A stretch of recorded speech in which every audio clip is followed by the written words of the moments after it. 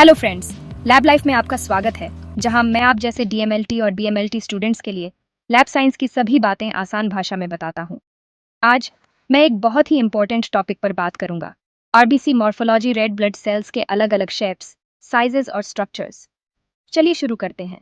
सबसे पहले, एक नॉर्मल आरबीसी कैसा दिखता है? क्लासिक रेड ब्लड सेल्स का शेप बाइकॉन्केव डिस्क जैसा होता है। कल्पना कीजिए, एक डोनट की जिसमें छेद ना हो। यह यूनिक शेप गैस एक्सचेंज को मैक्सिमाइज करने में मदद करता है, जो आरबीसी का मेन काम है।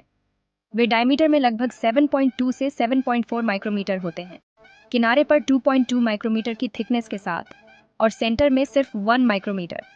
उनकी लाइफ स्पैन लगभग 100 से 120 दिन, फिर वे हमेशा के लिए रिटायर हो जाते हैं।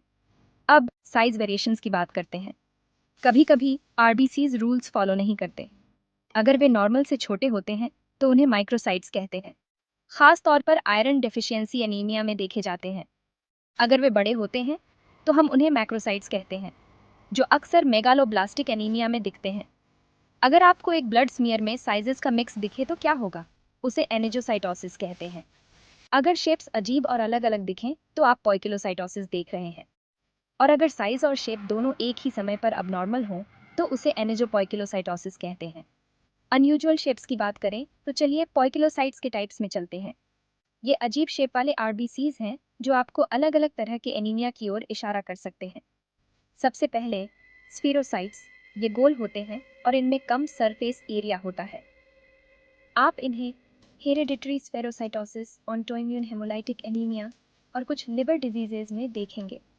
अगला, इलिप्टोसाइट्स, ओवल या इलिप्टिकल शेप वाले सेल्स। ये हेरेडिटरी इलिप्टोसाइटोसिस, थैलेसीमिया और आयरन डिफिशियंसी एनीमिया में दिखते हैं। टेक्रोसाइट्स या टीयर ड्रॉप सेल्स छोटे आंसुओं जैसे शेप के होते हैं। Bone marrow fibrosis, severe iron deficiency या थैलेसीमिया में इन पर ध्यान दें।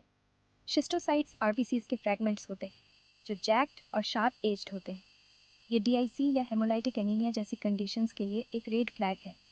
एक्नोसाइट्स या बर्र सेल्स छोटे यूनिफॉर्म स्पाइक्स के साथ आरबीसीज जैसे दिखते हैं।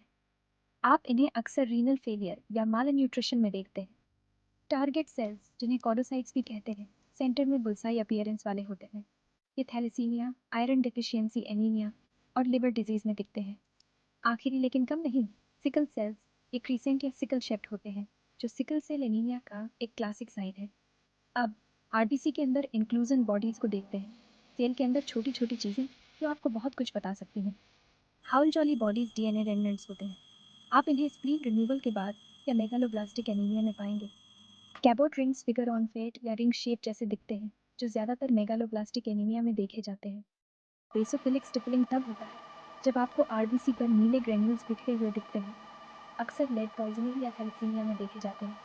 चलिए एक क्विक रिकैप करते हैं। Normal RBC shape, biconcave disc, size variations, microcytes, macrocytes, anisocytosis, shape variations, poikilocytes, inclusion bodies, हाउजन, कैबोट रिंग और बेसोफिलिक स्टिपलिंग।